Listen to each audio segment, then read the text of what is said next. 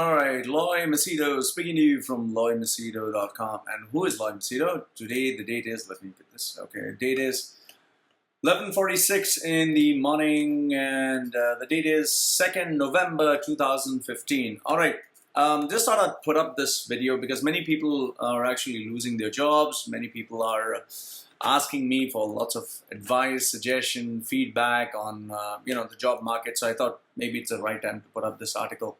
Now, these are just my views, okay? So I hope that they kind of shed some light into your journey to find a new job, especially in 2016. Now, a couple of points that I just noted on the top 5 facts about the Middle East market. Now, the Middle East market, people do face a lot of challenges while getting jobs, primarily because there are so many people who come here to the Middle East who they believe the Middle East offers them a better lifestyle than the countries where they come from.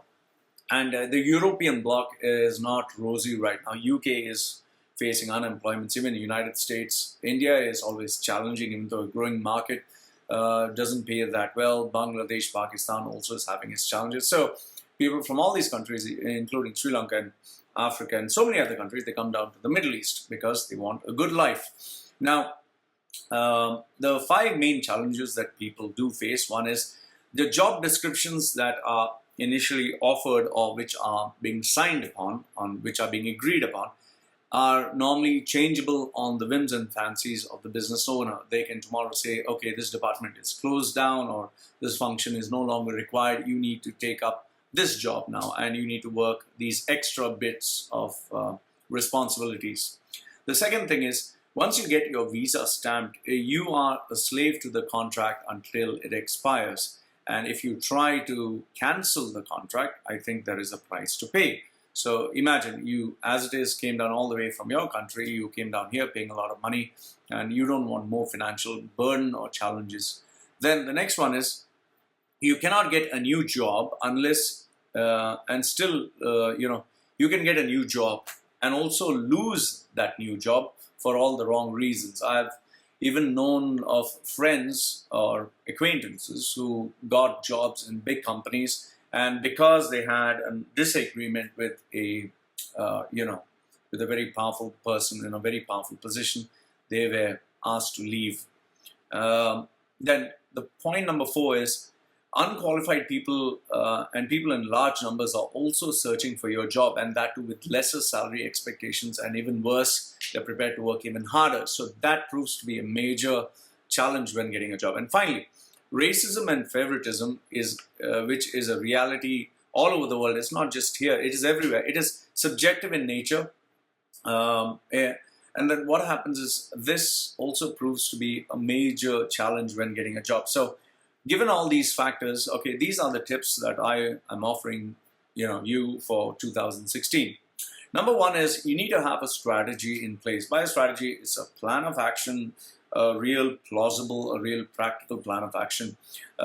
You need to have one. It's like saying, okay, I'm going to step into this boxing match fight with this opponent without any training. I'm just going to see what happens. You obviously, if you get lucky and you give a lucky punch, maybe you'll win. But most of the time, 90% of the time, you'd get knocked down, and at its worst, end up with permanent injuries. And what happens is, when people do not plan out or don't have a strategy, you end up with, depression. You end up with losing more money. You end up with losing time, and it doesn't look nice on your resume that you are without a job for an extended period of time. So the first one is strategy. The second one is a paid professional. Just as in everything, you need a coach, a mentor, a guide. You also need a career or a job hunt coach who can help you and guide you towards your goal. Trust me, you are, there's a lot of confidence that comes with the fact that knowing that you already have a job. But most of the time, the reason you have this job is because you're the right person at the right place at the right time. And, you have proved yourself in that place. So obviously, you don't need to change. However, when the market outside changes a lot. Maybe in your organization, you just focus on the routine and you become an expert at the routine. But then one fine day when you do lose your job, or you're asked to change your job, you suddenly come into a new market with a new environment and you're like, oh my goodness, now what do I do? So you need a paid professional who studies the market and who knows what is happening. Number 3 is VASTAA, as they call it, or the Godfather, aka contacts. If you have a right contact, a connection, or somebody within the organization who can guide you and help you, trust me, it makes your life much more easier. It is like somebody who had a proper nutritious meal before a big competition versus somebody who didn't have anything to eat and is going for a big race. The right person is your fuel that will help you and guide you towards the right way, instead of just making you run like a headless chicken. Number 4, one leg on a steady ground. So you need to ensure that you have both feet stable. Don't change your job, that is lifting your one leg, without having your second foot already there. Because what happens is that I've known many people who have accepted, even me, when I was young, I accepted a new job without taking a written letter. And mind you, the person who told me that, yes, you got the job, was an exceptionally close friend, someone I looked up to and, had wonderful memories. But eventually, and he was at a very powerful position, eventually when I resigned, he told me, no, Lloyd, we didn't give you anything in writing. So make sure that you don't fall for the, I give you my word, this is a man's handshake. That's all bull. They need to give you a written contract, something that is legal. Point number 5, study and read in between the lines. What happens is many companies, they just advertise, okay, these are the things you're supposed to do. They make it rosy and they say, okay, we'll offer you this salary. Remember this, that if they're paying you a salary, they expect at least 10 times the result, because others, why should they invest in you? Keep in mind, when they give you a job, they calculate like your salary multiplied into 12. So that is the amount they need to reserve to pay for you. So obviously, they are looking at 10 times that as a return on investment. So you must read and study in between the lines. They are not going to offer you a good salary because they are stupid, Number 6, time.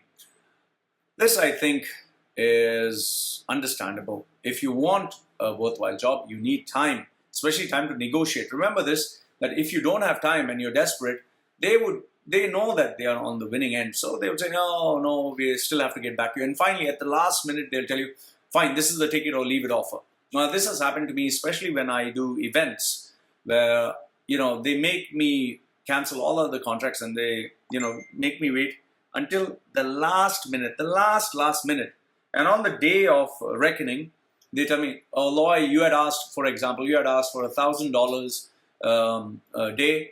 We can't pay you $1,000. The last is take it or leave it is $500. And if not, we'll work next year.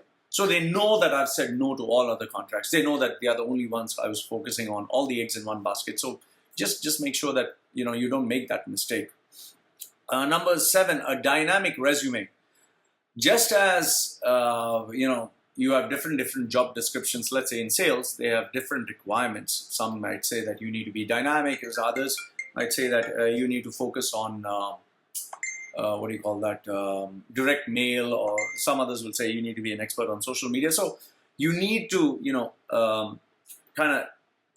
make your resume dynamic. You need to change it. You need to make sure that it evolves so that a person who reads the job description and reads your resume feels, oh, there's a match to it.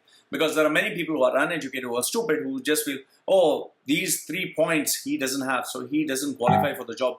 When actually the fact is, maybe you absolutely do. Okay. Number 8, it is communication skills. Now, do you have the sales pitch? Are you an influencer? Can you sell anything in less than a minute? Can you present yourself in 5 minutes? If you cannot sell yourself, the question is, how do you expect the world to buy you as a product? So communication skills at number 8 is very, very important. Number 9, brand positioning. Remember this, there are, so many guys who are coming for this particular job, guys and girls, okay? Whatever you say or try to sell with regards to yourself must position you differently from everyone else. You need to stand out from the crowd. So if you can do that, wow, the employer is impressed. If you can't do that, then, he'll begin to wonder, why should I even employ this guy? Point number 10, it's a dog-eat-dog world, which you obviously understand. Remember this, there are people who are desperate, nobody's your friend. You are aiming for a salary that can feed a family of another person or competitor. So he's going to do everything it takes to get that job. So you need to make sure that you do anything and everything possible in your power, what you consider right, from praying if it works to using VASTAA to bribing anyone, but get the job because you need it. And no, I don't recommend bribing anyone, but if it works, it works.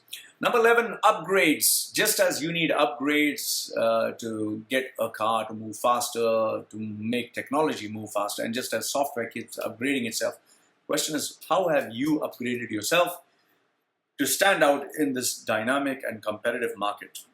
So point number 11 is upgrades. And the final point 11.5, you need to use my services or to improve your chances of getting a job, or anyone like me, because at the end of the day, remember, if you do not have someone who's an expert, you will not get the job. And obviously, because I need to sell my services, I also need to say that I'm the best in the market and you need to take me if you want a job of your dream. So this is Loy from LoyMachedo.com giving you the 11.5 tips on searching a job in 2016. Number 1 is strategy.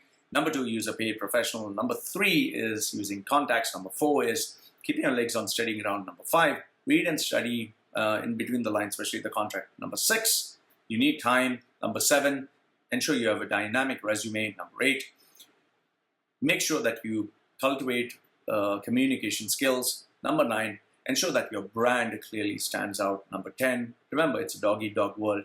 Number 11, upgrade yourself constantly. And number 11.5, remember to take the services of LoyMachedo.com. So this is what I call the 11.5 tips of Loy Machedo for job hunting in the year 2016. Let me know what you think. Would love to hear from you. Goodbye for now.